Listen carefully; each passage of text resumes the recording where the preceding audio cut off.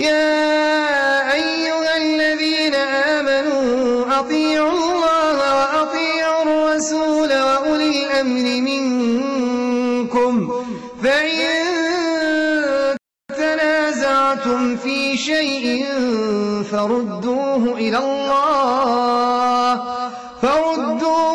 الله والرسول إن كنتم تؤمنون بالله واليوم الآخر ذلك خير وأحسن تأويلا.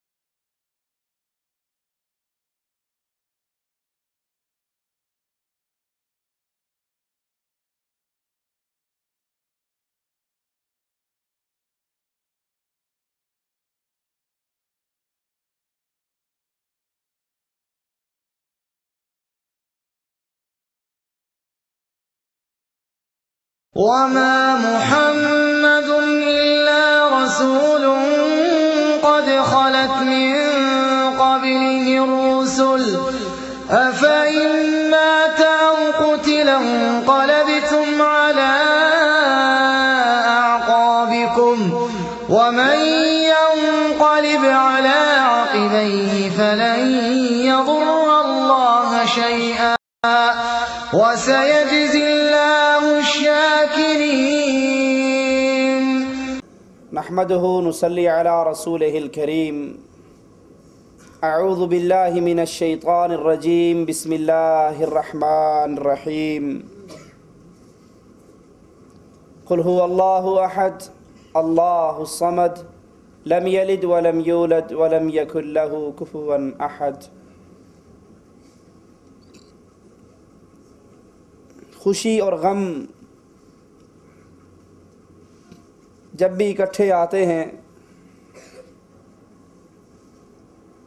خوشی دب جاتی ہے، غم غالب آ جاتا ہے۔ مثال کے طور پر کسی کی شادی ہو اور وہ شادی کی خوشی کے اندر مستانہ ہو رہا ہو اور اچانک اس کا بھائی جو شادی کا ساز و سامان خریدنے کے لیے بازار گیا ہوا ایکسیڈنٹ ہو جائے اور وہ شادی کے لڈو لانے کی بجائے اس کی اپنی لاش تختے پہ رکھی ہوئی گھر میں آ جائے تو شادی کا فنکشن صف ماتم کے اندر تبدیل ہو جائے گا، خوشی ختم ہو جائے گی، غم غالب ہو جائے گا۔ یہ اصول ہے۔ کتنے ہی ہم نے منظر دیکھے ہیں، شادی کے دن دلہا دلہن کی طرف سے کوئی بھی غم ہو جائے اس کو پوسٹ پون کر دیتے ہیں، تبدیل کر دیتے ہیں۔ اول تو یہ بات ہی غلط ہے کہ رسول اللہ صلی اللہ علیہ وسلم 12 ربیع الاول کو پیدا ہوئے۔ حقیقت میں صحیح تاریخ کے مطابق اللہ کے پیارے حبیب جناب محمد الرسول اللہ صلی اللہ علیہ وسلم 9 ربیع الاول کو پیدا ہوئے۔ مان بھی لیا جائے کہ اللہ کے پیارے حبیب 12 کو پیدا ہوئے تو یہ بھی تو ایک تلخ حقیقت ہے کہ اللہ کے پیارے حبیب 12 ربیع الاول کو فوت ہوئے۔ اس میں تو کوئی اختلاف نہیں۔ اللہ کے نبی علیہ السلام کی وفات 12 ربیع الاول کو ہوئی۔ مدینے کے اندر تاریک ترین دن اس دن کو گنا جاتا ہے جس دن سرزمین مدینہ سے محمد کریم صلی اللہ علیہ وسلم اس زمین کے پیٹ میں دفن ہو جاتے ہیں۔ آئیے اللہ کے نبی علیہ السلام کی زندگی کے آخری ایام کو پڑھتے ہیں، آخری ایام کو دیکھتے ہیں۔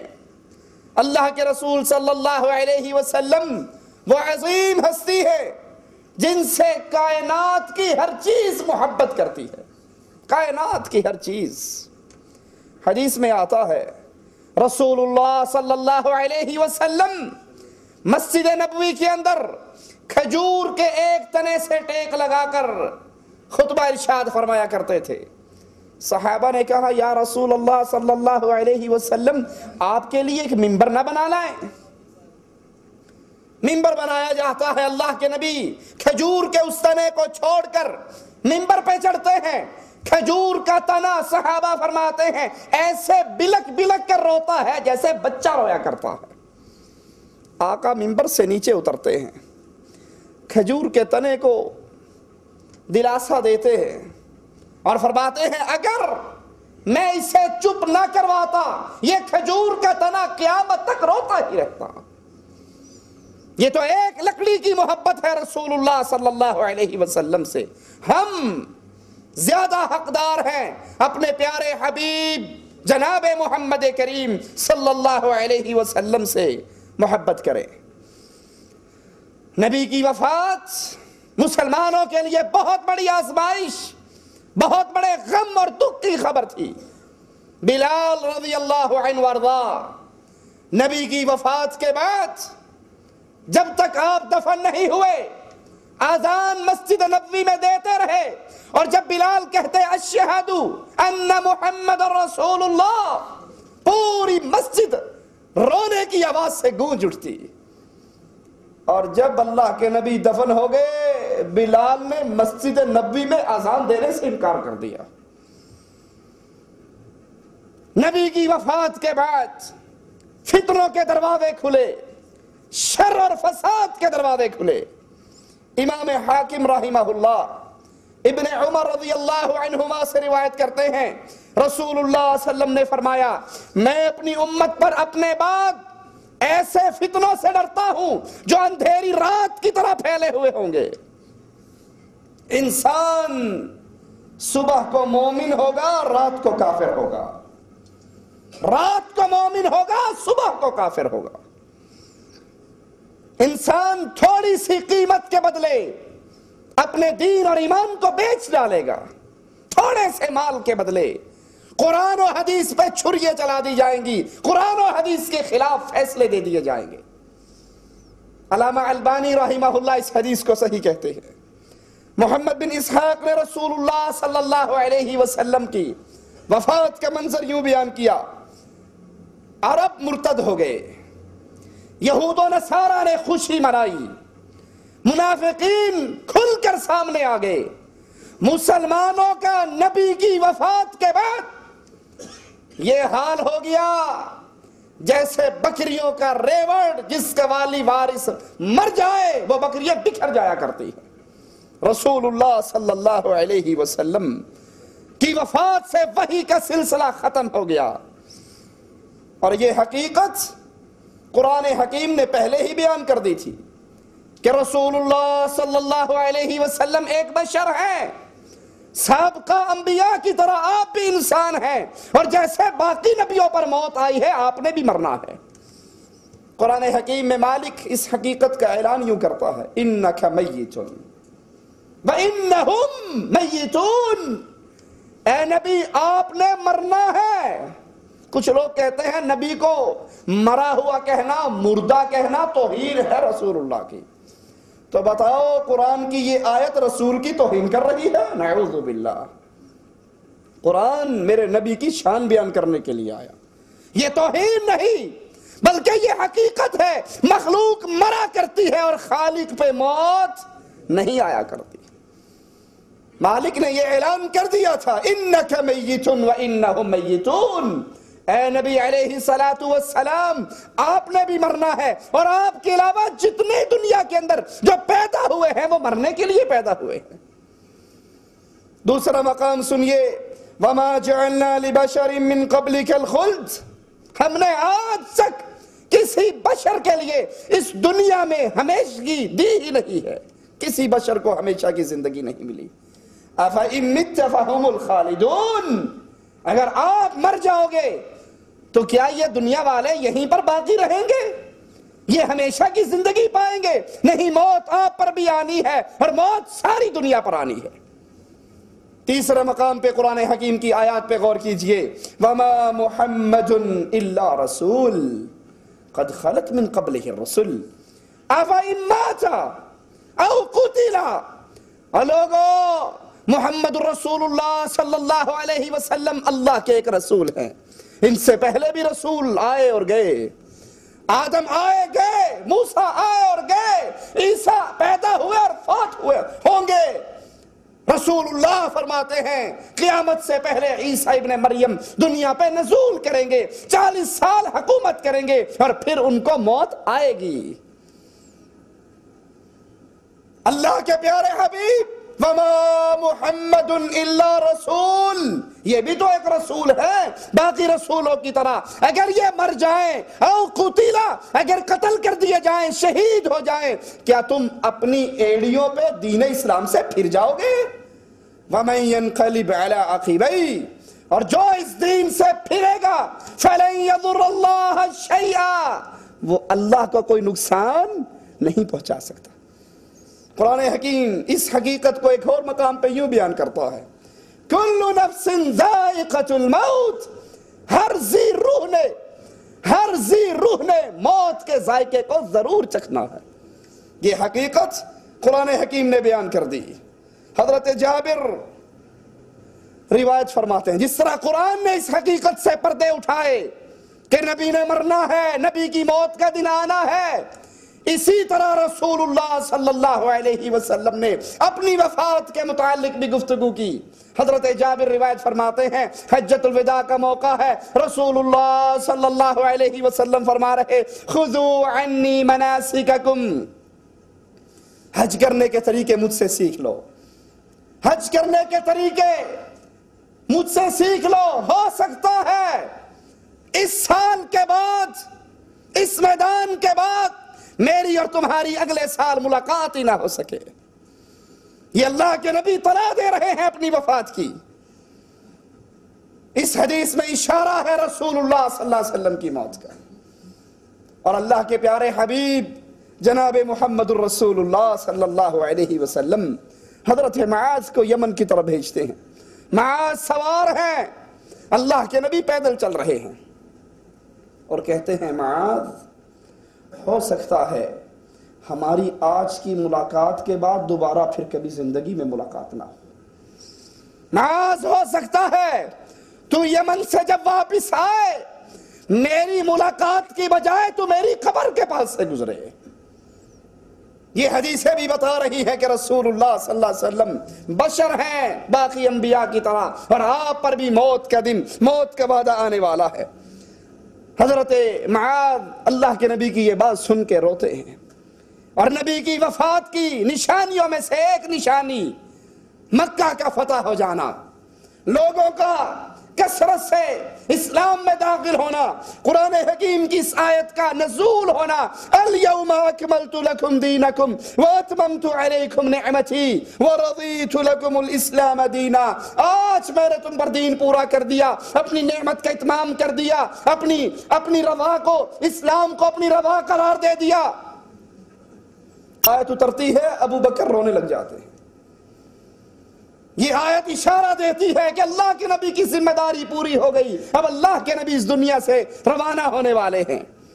قرآن حکیم ایام تشریق کے اندر یہ آیت نازل ہوتی ہے اذا جاء نصر اللہ والفتح ورأیت الناس يدخلون في دین اللہ افواجا فسبح بحمد ربک واستغفرہ انہ کان توابا. لوگ کثرت سے افواجا, لشکر کے لشکر اسلام میں داخل ہو رہے ہیں. اب آپ اپنے رب کی تسبیحات بیان کریں, اللہ سے استغفار کریں. معنی کیا ہے؟ آپ نے وہ مقصد پورا کر دیا ہے, آپ نے وہ رسالت کا پیغام پہنچا دیا ہے. اب لوگ مسلمان ہو رہے ہیں اور نبی اس دنیا سے اگلے جہان جانے کی تیاری کر رہے ہیں. یہ سورت اطلاع دیتی ہے کہ اللہ کے نبی کی اس کے رب سے ملاقات کا موعد, وقت قریب آ چکا ہے. رسول اللہ صلی اللہ علیہ وسلم فرماتے ہیں اللہ کی قسم, اس کی قسم جس کے ہاتھ میں محمد کی جان ہے صلی اللہ علیہ وسلم, ایک دن آئے گا دنیا والوں تم اپنے رسول محمد کو اپنے درمیان نہ پاؤ گے. ایک دن آئے گا تمہارا نبی تمہاری مجلسوں میں نہ ہوگا, اور اس وقت تمہیں مجھے دیکھ لینا اپنے مال و جان سے زیادہ عزیز ہوگا. تم میری زیارت کو مال و جان سے زیادہ پیارا سمجھو گے، لیکن وہ وقت آنے والا ہے جب میں تمہارے اندر نہیں ہوں گا. رسول اللہ صلی اللہ علیہ وسلم کی زندگی کے آخری ایام میں اللہ کے نبی احد کے شہداء کے پاس جاتے ہیں، ان کی قبروں پہ کھڑے ہوتے ہیں، ان کے لیے دعائیں کرتے ہیں، استغفار کرتے ہیں، جیسے اس دنیا سے اب جانے کی تیاری ہے. ایک رات کو اپنے غلام کو اٹھاتے ہیں اور اسے کہتے ہیں مجھے بقی قبرستان کے مردوں کے لیے دعا کا حکم ہوا ہے. ان کے لیے دعائیں کرتے ہیں اور پھر کہتے ہیں مجھے اللہ نے اختیار دیا ہے، چاہے دنیا کو، دنیا کے خزانوں کو، دنیا میں ہمیشہ رہنے کو پسند کر لوں، چاہے اپنے اللہ کی ملاقات کو اور جنت میں رہنے کو ہمیشہ کے لیے پسند کر لوں. اللہ کے نبی صلی اللہ علیہ وسلم کے غلام کہتے ہیں یا رسول اللہ صلی اللہ علیہ وسلم، آپ دنیا میں ہمارے ساتھ ہمیشہ رہنے کو اور جنت کو پسند کر لو. اللہ کے نبی فرماتے ہیں نہیں، میں نے تو اپنے رب کی ملاقات کو اور جنت کو ہمیشہ کے لیے پسند کر لیا. رسول اللہ صلی اللہ علیہ وسلم منبر منگاتے ہیں، منبر پہ بیٹھ کے خطبہ دیتے ہیں اور کہتے ہیں میں یہاں پر بیٹھے ہوئے اپنے حوض کو دیکھ رہا ہوں، مجھے زمین کی ساری چابیاں، زمین کے خزانوں کی چابیاں اللہ نے عطا کر دی ہے. اللہ کی قسم اے میرے صحابہ، میں تم سے شرک کی بارے میں نہیں ڈرتا کہ میرے صحابہ کرام شرک کے اندر داخل ہو جائیں گے، ہاں ڈرتا اس بات سے ہوں کہ دنیا کا فتنہ، دنیا سے تم پہ ڈر لگتا ہے، کہیں تم دنیا کے چکر میں اس کے پیچھے نہ لگ جاؤ اور پھر ویسے ہلاک ہو جاؤ جیسے پہلی قومیں ہلاک ہو گئی. رسول اللہ صلی اللہ علیہ وسلم یہاں اپنے اصحاب کو اشارے دے رہے ہیں، اپنی جدائی کے بارے میں بتا رہے ہیں. اللہ کے نبی علیہ السلام حضرت عائشہ کے حجرے میں آتے ہیں، بقی قبرستان میں دعائیں کرنے کے بعد، اور اللہ کے نبی علیہ السلام کے سر مبارک میں درد ہوتا ہے. حجرے میں آتے ہیں حضرت عائشہ رضی اللہ تعالی عنہا، ان کے سر میں بھی درد ہے. اللہ کے نبی فرماتے ہیں وا رأسا، عائشہ کہتی ہے وا رأسا. اللہ کے نبی کہتے ہیں نہیں عائشہ، بل وا رأسا، بلکہ میرے سر کے اندر شدید درد ہے. یہاں سے اللہ کے نبی کی آخری بیماری کا آغاز ہوتا ہے، وہ بیماری جس کے بعد میرے نبی کو شفا نہیں ملی، بلکہ نبی اس دنیا کو چھوڑ کر اپنے اللہ کی جنتوں کی طرف روانہ ہو گئے. حضرت عائشہ کا دل رکھنے کے لیے کہتے ہیں عائشہ تجھے کیا ہے، اگر تو میرے پہلے مر بھی جائے میں تجھے کفناؤں گا، میں نہلاؤں گا، میں تیرا جنازہ پڑھوں گا. عائشہ رضی اللہ تعالی عنہا فرماتی ہیں اگر میرے اختیار میں ہو تو اللہ کے نبی میں مر جاؤں. یہاں سے اس مسئلے کا بھی رد ثابت ہوتا ہے جو ہمارے معاشرے کے اندر کہ ادھر بیوی مرتی ہے، خامن کو اس کا منہ بھی دیکھنے نہیں دیتے، کہتے ہیں نکاح ٹوٹ گیا ہے، اب نہ وہ اسے دیکھ سکتا ہے نہ اس کی شکل دیکھ سکتا ہے. اللہ کے نبی تو اپنے بیوی سے کہہ رہے ہیں کہ اگر کیا ہوا اگر تو میری زندگی میں مر جائے گی، میں تجھے غسل دوں گا، میں تجھے کفن دوں گا، میں تیرا جنازہ پڑھوں گا. رسول اللہ صلی اللہ علیہ وسلم کی بیماری 13 یا 14 دن تک رہتی ہے، اور اللہ کے نبی علیہ السلام ایک ایک بیوی سے سوال کرتے ہیں میری باری کہاں ہے، میں کس کے گھر میں ہوں، میں کس کے گھر میں ہوں. تمام بیویاں، تمام اللہ کے نبی کی ازواج مطہرات آپ کو خوشی سے اجازت دیتی ہے کہ آپ عائشہ رضی اللہ تعالی عنہا کے گھر میں قیام کر لیں. اور یہ بات دلیل ہے کہ اللہ کے نبی کو کائنات میں تمام مخلوق کے اندر سب سے زیادہ محبت عائشہ سے تھی رضی اللہ تعالی عنہا. جتنی محبت اللہ کے نبی کو عائشہ سے تھی اتنی کسی اور سے. اسی لیے سوال کرنے والے کو کہا تھا کہ مجھے سب سے زیادہ محبت عائشہ سے ہے. سائل کہتا تھا مردوں میں کس سے ہے، کہا عائشہ کے باپ سے ہے. حضرت عائشہ کو کہتے ہیں رسول اللہ صلی اللہ علیہ وسلم کہ عائشہ ہر نبی کو اللہ نے اختیار دیا ہے، چاہے دنیا میں رہے، چاہے جنت میں اللہ کی ملاقات کے لیے آ جائے، جنت کا مہمان بن جائے.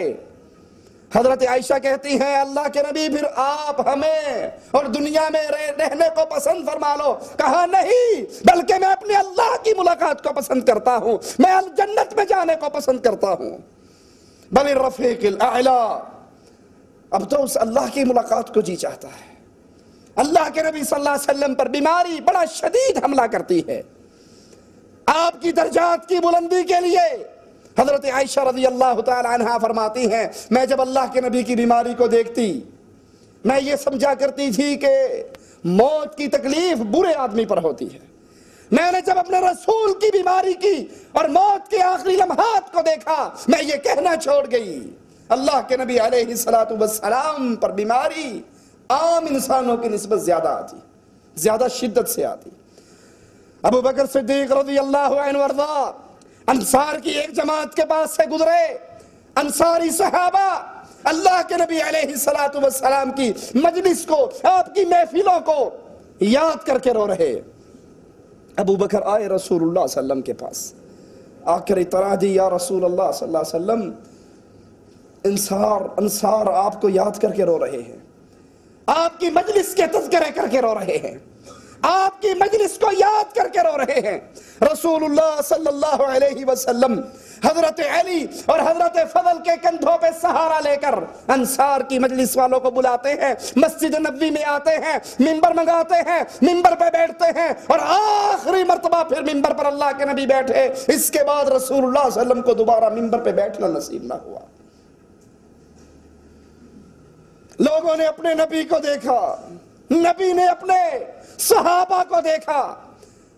بیمار نبی، بیماریوں کے اندر گھرا ہوا رسول، علی اور فضل کے کندھوں پہ ہاتھ رکھ کر اللہ کے نبی جا رہے اور اللہ کے نبی کی پاؤں کی انگلیاں مڑی ہوئی زمین پہ گھسٹتی ہوئی جا رہی. اللہ کے نبی بیماری سے اتنے کمزور ہو گئے کہ اپنے قدموں کے بل پر چل بھی نہیں سکتے. نبی اپنے صحابہ کو دیکھ رہے، صحابہ اپنے نبی کو دیکھ رہے اور مسجد نبوی رونے کی آواز سے گونج رہی. رسول اللہ صلی اللہ علیہ وسلم مخاطب کر کے حقوق لوٹاتے ہیں. سب سے پہلے اپنی جان کو پیش کرتے ہیں. کہتے ہیں لوگو اگر میں نے کسی کا مال چھینا ہے تو میرا مال چھین لو، میں اپنا مال دے کر اسے راضی کرتا ہوں. میں نے کسی کا مال لیا ہے تو مجھ سے مال لے لو. میں نے کسی پر زیادتی کی ہے تو آؤ آج میرا جسم حاضر ہے، میرے جسم پہ مار کے بدلہ پورا کر لو. من كان له على اخيه مظلمة في ماله او عرضه.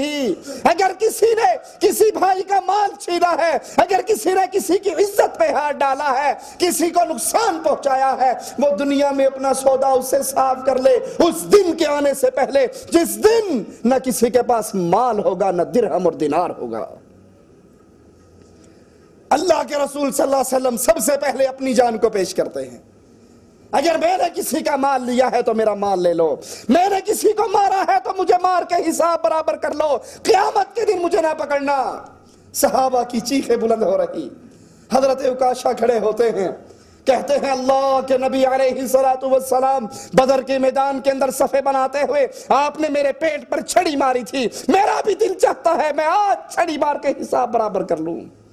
صحابہ جو پہلے ہی اپنے نبی کی بیماری کے غم کے اندر پگھلے ہوئے عکاشہ کی یہ بات سن کر چیختے ہیں، ان کے رونے کی آواز اور بلند ہو جاتی ہے. غضبناک آنکھوں سے عکاشہ کو دیکھتے ہیں کہ یہ کیا کہہ رہا ہے. حضرت علی کھڑے ہو کر کہتے ہیں انا فی القصاص. اے عکاشہ بدلہ لینا ہے تو محمد کی بجائے مجھے مار کر حساب برابر کر لے، میں اپنے نبی کی جگہ پر بدلہ دینے کے لیے تیار ہوں. آپ کہتے ہیں نہیں علی بدلہ میں دوں گا، میں نے مارا تھا بدلہ میں دوں گا. عکاشہ کے ہاتھ میں چھڑی دی جاتی ہے. اللہ کے نبی صلی اللہ علیہ وسلم کے پیٹ پہ کپڑا ہے، آپ اٹھا لیتے ہیں. عکاشہ آگے بڑھتے ہیں، چھڑی کو توڑتے ہوئے زمین پہ پھینکتے ہیں اور دوڑتے ہوئے رسول اللہ صلی اللہ علیہ وسلم کے جسم سے چمٹ جاتے ہیں، چومتے ہیں اللہ کے نبی کے پیٹ کو. کہتے ہیں یا رسول اللہ صلی اللہ علیہ وسلم میرے جی میں یہ آیا، آخری لمحات ہے، پتہ نہیں زندگی میں پھر آپ سے ملاقات ہوتی ہے نہیں. آخری لمحات میں میں آپ کے پیارے جسم کے ساتھ اپنے چہرے کو ہی مل لوں، ہو سکتا ہے اللہ میرے گناہوں کو معاف کر کے جنت دے دے. جسم کا فدا یا رسول اللہ صلی اللہ علیہ وسلم، اے اللہ کے نبی میرا جسم آپ پہ قربان، میرے ماں باپ آپ پہ قربان، میں نے تو یہ ہیلا اس لیے کیا ہے کہ میں آپ کے جسم مبارک کو چوم لوں۔ آپ اپنے منبر سے آخری وصیت کرتے ہیں، سنیے رسول اللہ کی وصیت، فرماتے ہیں انصاریوں کا خیال رکھنا، پھر امت کو یہود و نصارہ کے فتنے سے ڈراتے فرماتے ہیں الا لعنت اللہ علی الیہود والنصارى، خبردار اللہ کی لعنت ہو یہودیوں پر، اللہ کی لعنت ہو عیسائیوں پر، اتخذوا قبور انبیائہم مساجدا، عیسائیوں پہ لعنت کیوں ہو، یہودیوں پہ لعنت کیوں ہو کہ یہود و نصارہ نے اولیاء کے دربار بنائے، قبروں پہ مسجدیں بنائی، قبروں کو پوجا، قبروں پہ سجدے، قبروں پہ طواف، قبروں پہ رکوع، قبروں پہ نذرانے، قبروں پہ نیازیں، قبروں پہ ذبح، قبروں پہ چادریں، اتخذوا قبور انبیائہم مساجدا۔ نبی فوت ہو رہے، نبی کی زندگی کے آخری لمحات، اور یہودیوں پہ لعنت کر رہے کہ یہودیوں نے قبروں پر مسجدیں بنا کر اپنے بزرگوں کی قبروں کی پوجا شروع کر دی۔ سناؤ جشن عید میلاد النبی منانے والوں کو، سناؤ قبروں پہ قبے بنانے والوں کو، قبروں پہ سجدے کرنے والوں کو، قبروں کا طواف کرنے والوں کو، قبروں پہ چادر چڑھانے والوں کو، مردوں کو پکارنے والوں کو، تمہارا نبی تو آخری لمحات میں بھی ان عمل کرنے والوں پر لعنت کر کے گئے۔ یہود و نصارہ کے بارے میں رسول اللہ صلی اللہ علیہ وسلم نے پھر وصیت کرتے ہوئے کہا اخرج الیہود والنصارى من جزیرۃ العرب، ان مشرکوں کو جزیرہ عرب کو ان سے پاک کر ڈالو، ان کو نکال دو۔ نبی کے منبر پہ آخری وصیتیں، نبی کی زندگی کے آخری لمحات، آخری مرہ، آخری مرتبہ منبر پہ بیٹھ کے آخری الفاظ کیا کہہ رہے؟ الصلاۃ الصلاۃ الصلاۃ، نماز نماز نماز کا خیال کرنا۔ سوچئے، اللہ کے لیے سوچئے، کیا ہم نے رسول اللہ صلی اللہ علیہ وسلم کی وصیت کو ضائع کر دیا یا سنبھال رکھا؟ اپنے صحابہ کو اپنی قبر کے بارے میں منع کرتے ہیں، میری قبر پہ میلے نہ لگانا، میری قبر کو بت نہ بنانا، اور جو قبروں کو بت بناتے ہیں ان پہ لعنت کرتے ہیں۔ یہ نبی کی وصیت ہے۔ اور جائیے ہمارے معاشرے پہ نگاہ دوڑائیے، ہر گلی کے اندر دربار ہے، ہر گلی کے اندر قبہ ہے، ہر گلی کے اندر کوئی نہ کوئی سرکار بیٹھی ہے جس کی قبر کو پوجا جا رہا ہے۔ رسول تو یہ عمل کرنے والوں پہ لعنت کیا کرتے تھے۔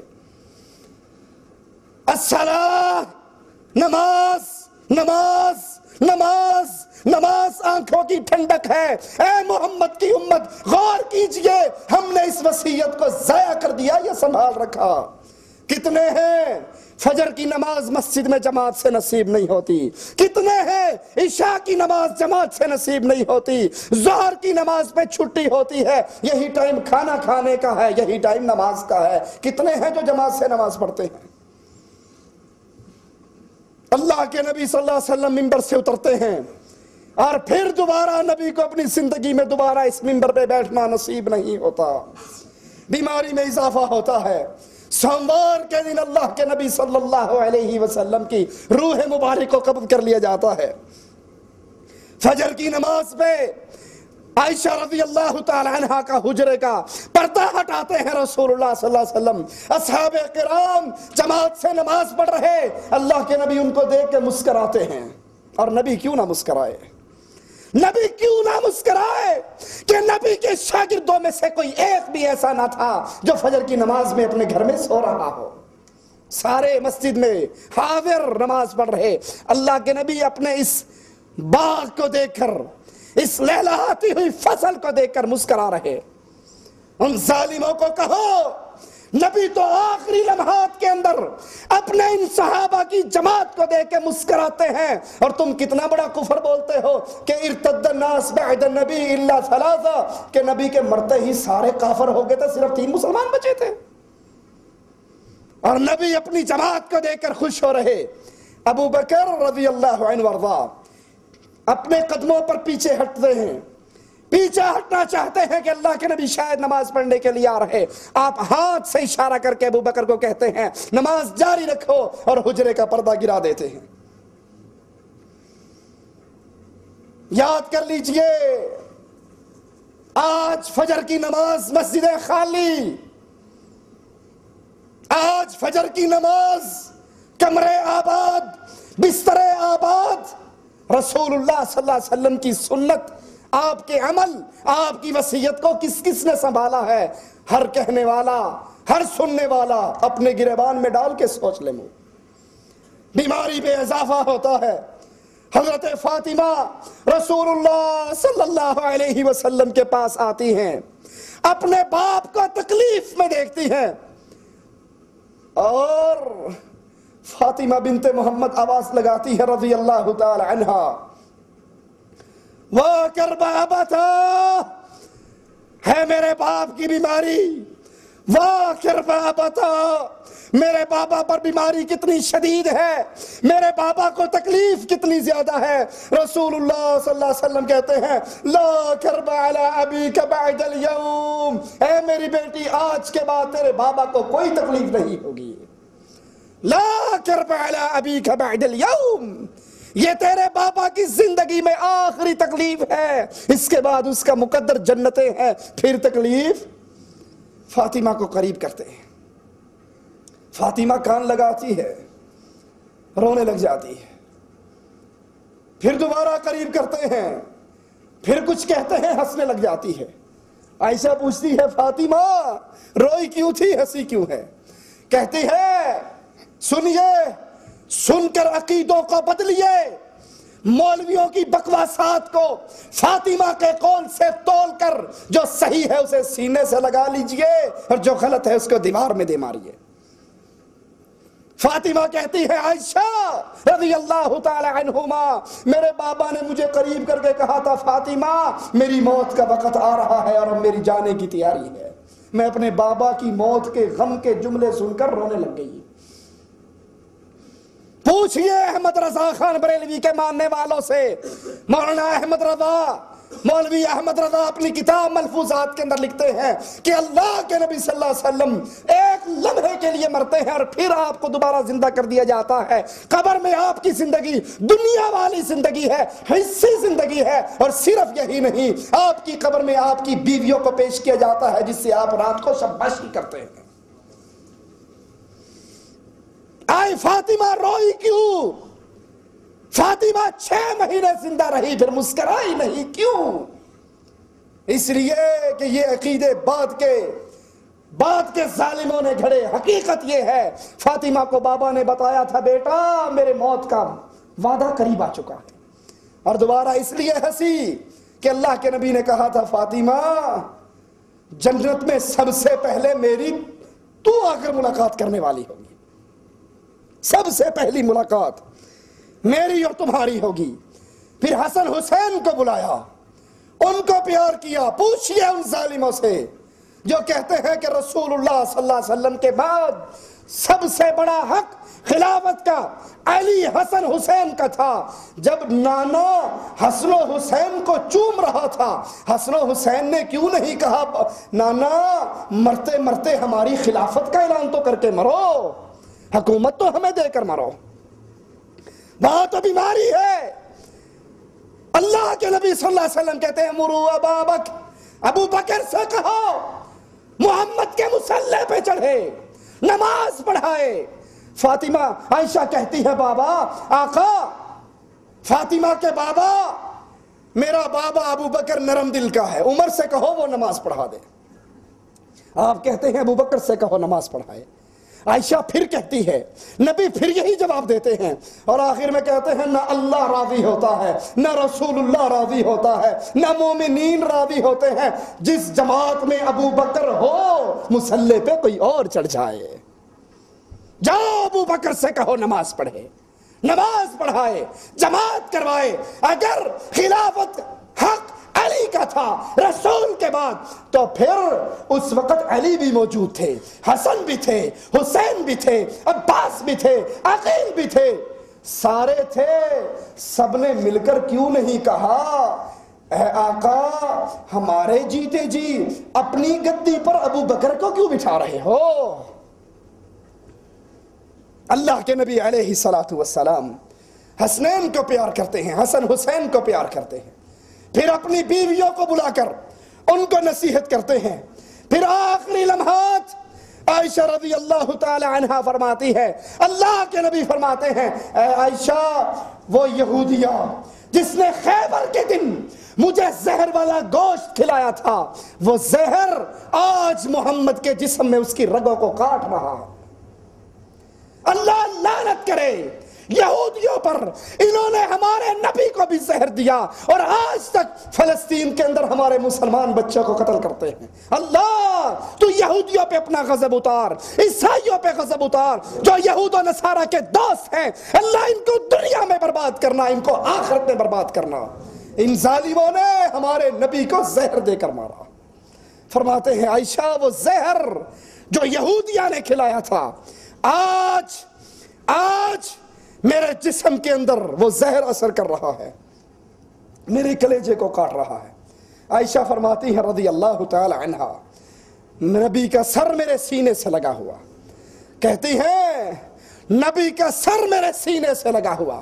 عائشہ کو گالیاں دینے والوں، عائشہ پر الزام لگانے والوں، عائشہ کی توہین کرنے والوں، عائشہ پر لعنت کرنے والوں، محمد کریم دنیا سے رخصت ہو رہے ہیں، نبی کا نبوت والا سر مبارک عائشہ کی چھاتی سے لگا ہوا ہے، سر نبی کا، گود عائشہ کی، موت نبی کی، گھر عائشہ کا۔ فرماتی ہیں عائشہ نبی کا سر میرے ساتھ لگا ہوا، باڑی بھی میری، گھر بھی میرا، اور آخری لمحات میں میرا لعاب دہن رسول اللہ کے لعاب دہن سے مکس بھی ہو گیا۔ ابو عبد الرحمن داخل ہوئے، عبد الرحمن کے ہاتھ میں مسواک تھا، رسول اللہ صلی اللہ علیہ وسلم نے محبت بھری نظر سے اس مسواک کو دیکھا، حضرت عائشہ سمجھ گئی اللہ کے نبی کا مسواک کرنے کو جی چاہتا ہے۔ مسواک لے کر ہمارے پیارے حبیب جناب محمد الرسول اللہ صلی اللہ علیہ وسلم کے منہ مبارک میں دیا۔ نبی بیماری کی وجہ سے اتنے کمزور کہ نبی کے دانت اس مسواک کو چبا بھی نہ سکے۔ وہ کیسے مشکل کشا ہو سکتا ہے، وہ کیسے حاجت روا ہو سکتا ہے، وہ کیسے بگڑی بنا سکتا ہے جو زندگی کے اندر مسواک کو اپنے دانتوں سے چبا نہیں سکتا۔ مشکل کشا بھی اللہ، حاجت روا بھی اللہ، بگڑی بنانے والا بھی اللہ۔ عائشہ فرماتی ہے جب میں نے دیکھا نبی مسواک نہیں چبا سکے، میں نے مسواک کو اپنے منہ میں لیا، چبایا اور چبا کر کے رسول اللہ کے منہ میں دیا، میرے منہ کا چبا ہوا مسواک محمد کے منہ میں گیا صلی اللہ علیہ وسلم۔ آپ اپنا ہاتھ ٹھنڈے پانی کے اندر ڈالتے ہیں، موت کی تکلیف ہے، موت کے لمحات ہیں، ٹھنڈے پانی میں ہاتھ ڈالتے ہیں، پھر ہاتھ کو نکال کے اپنے چہرے انور پہ پھیر لیتے ہیں اور زبان اقدس ہلتی ہے رسول اللہ کی، فرماتے ہیں لا الہ الا اللہ ان للموت سکرات، ان للموت سکرات، موت کی گھاٹی ہے، موت کا وقت ہے، موت کا وعدہ ہے، موت کی تکلیف ہے۔ رسول اللہ صلی اللہ علیہ وسلم کی بیوی عائشہ فرماتی ہے جتنی موت کی تکلیف میں نے رسول اللہ پر دیکھی اتنی تکلیف میں نے اور کسی پر نہیں دیکھی۔ اللہ کے نبی صلی اللہ علیہ وسلم کے پاس آسمان سے فرشتے اتر آتے ہیں نبی کو اس دنیا سے جنت الفردوس کے اندر منتقل کرنے کے لیے۔ نبی کا جنت میں وہ مقام اللہ کے نبی فرماتے ہیں آذان کے بعد اس مقام کے لیے میرے لیے دعا کیا کرو، جنت کا سب سے اعلیٰ مقام، مجھے امید ہے اللہ وہ مقام مجھے ہی عطا کرے گا، مقام وسیلہ، میرے لیے دعا کیا کرو۔ اور جو اللہ کے نبی صلی اللہ علیہ وسلم کی لیے یہ دعا کرتا ہے، آذان کے بعد وہ کلمات کہتا ہے جو رسول اللہ نے سکھائے، وہ اللہ کے نبی کی سنت پہ چلتا ہے، اور جو اس کی بجائے میڈ ان انڈیا پاکستان جملے کہتا ہے وہ رسول اللہ کے طریقے پہ نہیں ہے، وہ اپنے مولویوں کے بنائے ہوئے طریقے پہ ہے۔ اللہ کے نبی صلی اللہ علیہ وسلم زبان مبارک ہلتی ہے، عائشہ فرماتی ہے میں اپنے کان کو نبی کے قریب کرتی ہوں۔ اللہ کے نبی اپنی زبان سے ارشاد فرماتے ہیں مَعَ الَّذِينَ أَنْعَمْتَ عَلَيْهِمْ مِنَ النَّبِيِّينَ وَالصِّدِّيقِينَ وَالشُّهَدَاءِ وَالصَّالِحِينَ اللهم اغفر لي اللهم ارحمني اللهم الحقني بالرفيق الاعلى۔ یہ الفاظ اللہ کے نبی کی زبان مبارک سے نکلتے ہیں، آپ 3 مرتبہ یہ جملے کہتے ہیں، آپ کا اٹھا ہوا ہاتھ زمین کی طرف آتا ہے۔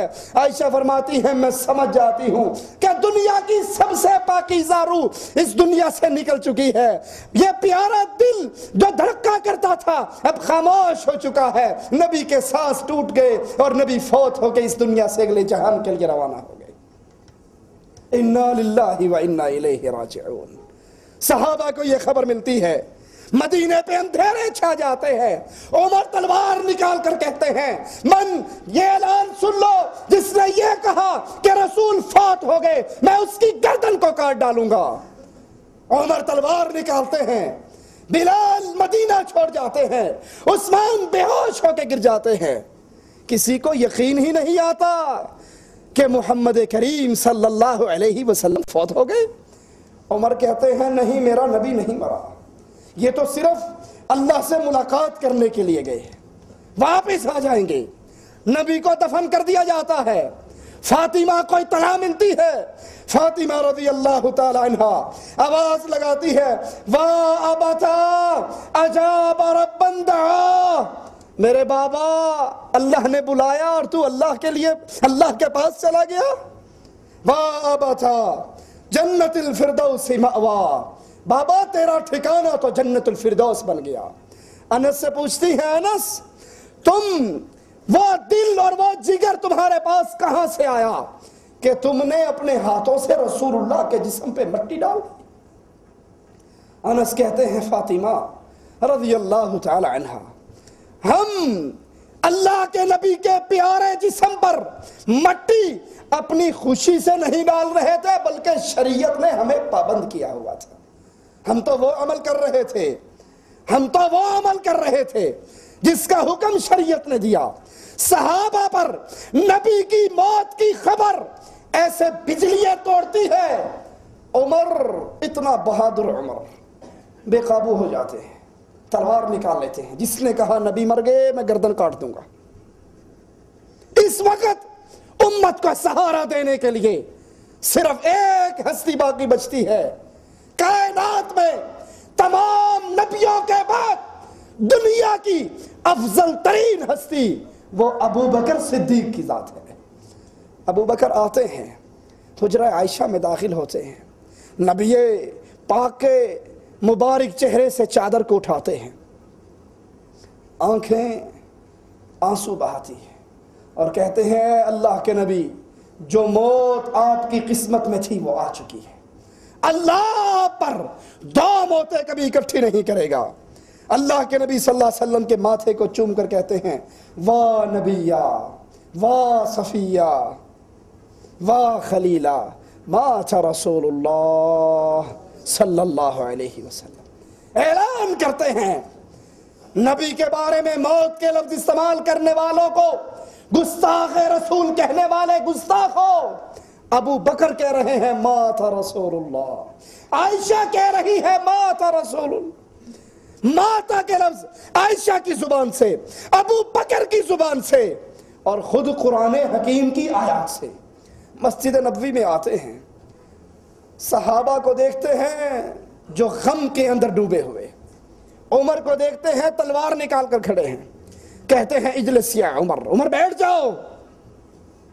پہلا خطبہ ارشاد دیا، سنیے ذرا صدیق کا خطبہ، آواز لگاتے ہیں من کان یعبد منکم محمد فإن محمد قد مات۔ تم میں سے جو محمد کی پوجا کرتا تھا، جو محمد کا مشکل کشا، حاجت روا، بگڑی بنانے والا، اولاد دینے والا، کشتیاں پار لگانے والا، مدد کرنے والا سمجھتا تھا، فَإِنَّ مُحَمَّدَ قَدْ مَاتَ، پھر سن لو تمہارا مشکل کشا مر چکا ہے، تمہارے نبی مر چکے ہیں، تمہارے نبی پہ موت آ چکی ہے۔ وَمَنْ كَانَ يَعْبُدُ اللَّهَ، اور جو اللہ کی عبادت کرتا تھا، مشکل کشا، حاجت روا، غوث اعظم، بگڑی بنانے والا، رزق دینے والا، اولاد دینے والا، صحت دینے والا، شفا دینے والا، رزق دینے والا، اللہ کو سمجھتا تھا فَإِنَّ اللَّهَ حَيٌّ لَا يَمُوتُ، اللہ وہ رب ہے جس کو موت نہیں آنی۔ یہ آواز لگا کے قرآن کی آیات کی تلاوت کرتے ہیں، وَمَا مُحَمَّدٌ إِلَّا رَسُولٌ قد خلت من قبلہ الرسل افإن مات، او لوگو محمد کریم اللہ کے رسولوں میں سے ایک رسول تھے، موت آئی اور مر گئے، یہ مر جائیں یا شہید ہو جائیں، کیا تم دین اسلام سے پھر جاؤ گے؟ ابن عباس رضی اللہ عنہما فرماتے ہیں لوگ ان آیات کو بھول چکے تھے، جب ابو بکر نے یہ آیات پڑھی تو ہر انسان کی زبان پہ قرآن کی یہی آیات تھی۔ عمر نے جب یہ آیات سنی رضی اللہ عنہ وارضا، عمر کی ٹانگیں عمر کے جسم کے بوجھ کو نہ سنبھال سکی اور وہ زمین پہ گر گئے، انہیں یقین ہو گیا کہ محمد کریم فوت ہو گئے صلی اللہ علیہ وسلم۔ لیکن یاد کیجئے نبی کا جسم مبارک اس دنیا کو چھوڑ کر جنتوں کے اندر روانہ ہو گیا، آپ کی روح مبارک جنت میں، لیکن نبی کی سیرت، نبی کی زندگی، نبی کی خوشبو ہمارے ساتھ ہماری زندگی کے ایک ایک عمل میں ہے۔ جو نبی جیسا حج کرتا ہے نبی کی سیرت اس کے ساتھ ہے، جس کا چہرہ نبوی ہے نبی کی سیرت اس کے ساتھ ہے، جس کی نماز محمدی ہے نبی کی سیرت اس کے ساتھ ہے، جس کا نکاح محمدی ہے نبی کی سیرت اس کے ساتھ ہے، جس کی تجارت محمدی ہے نبی کی سیرت اس کے ساتھ ہے، جس کا جہاد محمدی ہے نبی کی سیرت اس کے ساتھ ہے۔ نبی زندگی کے اعمال، ایک ایک اعمال ہمیں اپنے پاس سے سکھا کر کے اللہ کی شریعت بتا کے گئے، جو اس پہ چلتا ہے وہ یوں سمجھے وہ محمد کریم صلی اللہ علیہ وسلم کی زندگی پر عمل کر رہا ہے صلی اللہ علیہ وسلم۔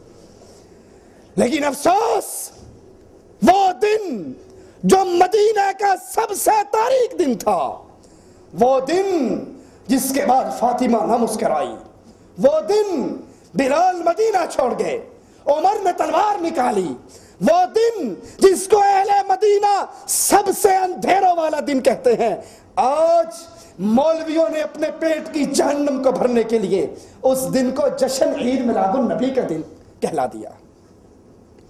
نبی کے صحابہ پریشان، انڈیا پاکستان کے مولوی خوشیوں کے اندر نہال، ادھر غم ہے ادھر خوشی ہے، ادھر حسن و حسین نانا نانا کہہ رہے ہیں، ادھر فاطمہ وابتا کہہ رہی ہے، اور ادھر 12 ربیع الاول کو جلوس ہے، بھنگڑے ہیں، ڈھول ہیں، چمٹے ہیں، گانے ہیں، باجے ہیں، عورتیں بھڑکیلے لباس پہن کے بازار میں ہیں، مولوی بھی ناچ رہا ہے، عوام بھی ناچ رہی ہے۔ تمہاری شادی ہو اور باپ مر جائے، ڈھول پیٹو گے، گانے گاؤ گے، لڈو بانٹو گے، خوشیاں مناؤ گے۔ آج محمد صلی اللہ علیہ وسلم فوت ہوئے، آج فاطمہ کا بابا مرا ہے، آج حسنین کا نانا مرا ہے، آج بلال کا آقا مرا ہے، ظالموں تم نے اسی دن کو خوشی منانے کے لیے رکھا۔ یہ دن صحابہ پر اندھیرے لے کر آیا، غم لے کر آیا، دکھ لے کر آیا، صحابہ بکھر گئے، عرب مرتد ہو گئے، لوگوں نے زکوٰۃ دینے سے انکار کیا، فتنوں کے دروازے کھلے، لوگ نبی کی مجلسوں کو یاد کر کے بلکنے لگے، اور آج ہم کلمہ پڑھ کے 12 ربیع الاول کو گدھوں کے اوپر، کھوتیوں کے اوپر چڑھ کے جلوس مناتے ہیں۔ یہ محبت رسول ہے؟ یہ دشمنی ہے رسول اللہ سے؟ جن چیزوں کو رسول حرام کر کے گئے، ہم نے اسی رسول کے نام پہ ان چیزوں کو حلال کر لیا۔ نبی نے ساز کو حرام کیا، نبی نے ڈھول پیٹنے سے منع کیا، گانے گانے سے منع کیا، خوشبو لگا کے بے پردہ عورتوں کے گھروں سے باہر نکلنے سے منع کیا۔ ہم نے جشن میلاد کے نام پہ وہ سارے کام حلال کر لیے۔ لوگو، تمہارے رسول تو فوت ہو گئے، اس دنیا کو چھوڑ کے ہمارے آقا تو اللہ کے پاس چلے گئے۔ میری اور آپ کی ذمہ داری کیا ہے؟ میرے اور آپ کے ذمہ کام کیا بچا ہے؟ زیادہ سے زیادہ رسول اللہ صلی اللہ علیہ وسلم پہ درود پڑھا کرو۔ تم میرے نبی پہ 1 مرتبہ درود پڑھو گے، رب 10 مرتبہ تم پہ اپنی رحمتیں اتارے گا۔ میرا اور آپ کا کام نبی کا نام آئے انگوٹھے چومنا دین نہیں، یہ میڈ ان انڈیا پاکستان مسئلہ ہے۔ نبی کا نام آئے کہو صلی اللہ علیہ وسلم۔ پہلی ذمہ داری میری اور آپ کی، نبی کا نام آئے تو درود پڑھیں۔ کائنات میں یاد کرنا میرے جملے، کائنات میں کوئی ڈائیلاگ نہیں ہے، جذباتی باتیں نہیں ہیں، حقیقت کا کلام کر رہا ہوں۔ کائنات میں پوری کائنات سے بڑھ کر محبت کی جائے تو محمد رسول اللہ سے۔ مخلوق میں اتنی محبت کسی اور سے کی جا سکتی؟ ساری محبتوں کے لائق اللہ کے بعد سب سے زیادہ محبت کی جائے تو محمد رسول اللہ سے۔ اب بتاؤ، ناراض نہ ہونا، ہو جاؤ تو تم سے چندے لینے کے لیے کھڑا نہیں ہوا، قربانی کی کھالیں مانگنے کے لیے کھڑا نہیں ہوا۔ بتاؤ، غور کرو، کیا آپ کو اور مجھ کو اللہ کے رسول سے کائنات میں سب سے زیادہ پیار ہے؟ کوئی ہے انکاری؟ ہاتھ کھڑا کیجئے جو کہتے ہیں ہمیں سب سے زیادہ پیار ہے، سب سے زیادہ پیار ہے۔ سوچئے، اپنے چہروں پہ ہاتھ پھیریے۔ یہودیوں نے میرے نبی کو زہر دیا، یہودیوں نے میرے نبی کو زہر دیا، جس زہر نے نبی کے کلیجے کو کاٹا۔ داڑھی شیو کرنا یہودیوں کی سنت ہے یا نہیں؟ بولو، ہے؟ جن کے چہروں پہ داڑھیاں نہیں ہیں ذرا غور کریں، کیا وہ کائنات میں سب سے زیادہ پیار رسول اللہ سے کرتے ہیں؟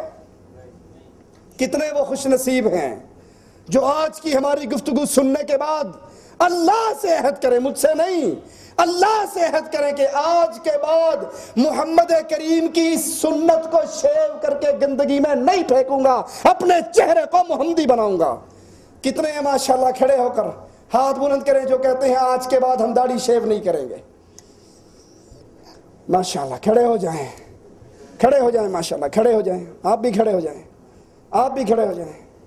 جی جی ماشاءاللہ، جن کی ہے وہ نیچے بیٹھ رہے ہیں، جن کی نہیں ہے اور کون ہیں جو آج سے عہد کرتے ہیں کہ زندگی کے ہر مسئلے کے اندر، جزاک اللہ، ماشاءاللہ بیٹھ جاؤ، زندگی کے ہر مسئلے میں سب سے زیادہ محبت رسول اللہ سے۔ اگر بیوی رسول کے خلاف بات کہے گی، بیوی کو ٹھوکر مار دوں گا۔ اگر ماں رسول کے خلاف بات کہے گی، ماں کی بات کو ٹھکرا دوں گا۔ باپ رسول کے خلاف کہے گا، باپ کی بات کو چھوڑ دوں گا۔ کائنات میں ہر بندے کی بات کو ٹھوکر ماری جا سکتی ہے، محمد سے دامن توڑا نہیں جا سکتا صلی اللہ علیہ وسلم۔ محبت، ربی تو چلے گئے، رسول تو فوت ہو گئے، رسول تو ہماری دنیا سے چلے گئے جنتوں میں، لیکن نبی کی دعوت تو زندہ ہے، لا الہ الا اللہ کی دعوت تو زندہ ہے۔ جس دعوت کے لیے رسول کا خون گرا، جس لا الہ الا اللہ کی دعوت کے لیے نبی کے گلے میں پھندا ڈالا گیا، کپڑا ڈال کے لپیٹا گیا، نبی کی آنکھیں ابل پڑی۔ ابو بکر نے آ کر کہا، اس کو مارتے ہو جس کا جرم یہ ہے، وہ کہتا ہے ربی اللہ۔ ظالموں نے رسول اللہ کو چھوڑ کر ابو بکر کو مارنا شروع کر دیا۔ جس دعوت کے بدلے میں نبی کو طائف میں پتھر پڑے، جس لا الہ الا اللہ کی دعوت کے بدلے میں نبی کے دندان شہید ہوئے، ماتھا زخمی ہوا، احد کے میدان میں گڑھے میں گرے، نبی کے چچا کے ٹکڑے ہوئے، نبی کی بیٹیوں کو طلاق ملی، وہ لا الہ الا اللہ تو زندہ ہے۔ نبی فوت ہو گئے، آپ کی اور میری ذمہ داری جہاں نبی کا پسینہ گرا تھا وہاں پہ اپنا خون بہانے کا عہد کرو، عہد کرو، توحید کی دعوت کو سیکھو، اس دعوت کو سکھاؤ۔ زندگی بڑی تھوڑی ہے، کوئی پتہ نہیں اس مجلس سے اٹھنا مجھے آپ کو نصیب بھی ہوتا ہے یا نہیں، گھروں میں جانا نصیب بھی ہوتا ہے یا نہیں، یہ زندگی تھوڑی ہے۔ رسول کی دعوت کو اپنا شعار بناؤ، توحید کی دعوت کو زندگی کا مقصد بناؤ۔ نبی کی وفات کے بعد صحابہ نے جس طرح اس دین کی خدمت کی اور جنت کی راہ لی، اس دین کی خدمت میں لگ جاؤ۔ زیادہ نہیں، کسی ایک اہل شرک کے ساتھ اپنا رشتہ جوڑ لو، اس کو دعوت توحید دینا شروع کر دو، اس کے پیچھے لگ جاؤ۔ ایک بندے کے بارے میں تو قیامت کے دن کہہ سکو اللہ ایک تو میں تیرے نبی کے دین پہ چلا اور پھر میں نے اس بندے کو بھی تیرے دین کی دعوت دی۔ ایک بندے کے پیچھے لگ جاؤ، عہد کرو، اور اللہ کی قسم آپ کی اور میری دعوت سے اگر ایک آدمی توحید کے راستے پہ آ گیا، ایک زندگی آپ کی میزان میں ہوگی، ایک ساری زندگی اس کی بھی آپ کے ترازو میں ہوگی۔ رسول اللہ نے حضرت علی سے کہا تھا صلی اللہ علیہ وسلم، علی خیبر میں جنگ کے لیے جا رہے ہو، تیری دعوت سے ایک بندہ مسلمان ہو گیا سرخ قیمتی اونٹوں سے زیادہ بہتر ہے۔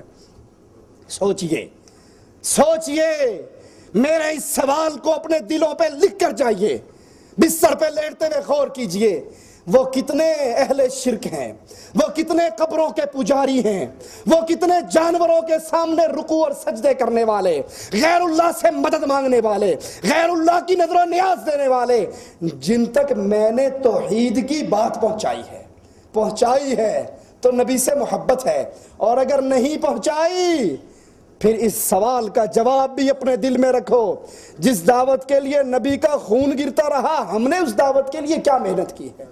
اللہ سے دعا ہے اللہ ہمارے گناہوں کو معاف فرما، اللہ ہماری خطاؤں کو معاف فرما، اللہ ہماری سیاہکاریوں کو معاف فرما، اللہ ہماری بد اعمالیوں کو معاف فرما دے، اللہ ہمیں توحید کا سچا اور سچا فہم عطا فرما دے، اللہ ہمیں حق کو حق جان کر عمل کی توفیق عطا فرمائے، باطل کو باطل جان کر اس سے ہٹ جانے کی توفیق عطا فرمائے، زندہ رکھے ایمان کی حالت میں، موت دے ایمان کی حالت میں۔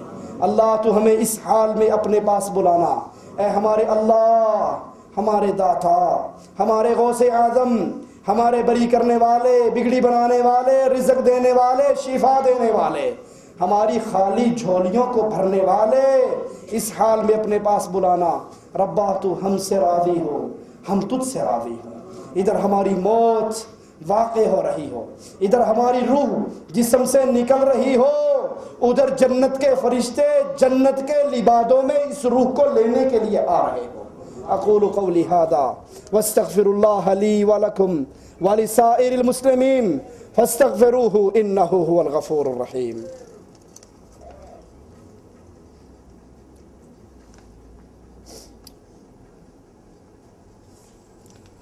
جناب توصیف الرحمان صاحب، گزارش یہ ہے کہ تبلیغی جماعت کے بارے میں تفصیل سے آگاہ کریں، اور یہ جو چلہ 4 مہینے سے روزہ لگاتے ہیں کہ یہ ٹھیک ہے، ان کے ساتھ کچھ وقت لگایا جا سکتا ہے۔ پہلی بات تو تبلیغی جماعت جو پوری دنیا کے اندر چل رہی ہے، خاص طور پہ ہمارے انڈیا، پاکستان، بنگلہ دیش کی جماعتیں، پیارے بھائیوں، کسی کو چھیڑنا چیڑانا مقصود نہیں، درد بھری دعوت دینا مقصود ہے۔ ان بھائیوں کی جو کتاب فضائل اعمال، فضائل صدقات جو تبلیغی حلقات میں پڑھائی جاتی ہے، وہ شرکیہ واقعات سے بھری پڑی ہے، اس کے اندر انتہائی شرکیہ واقعات ہیں۔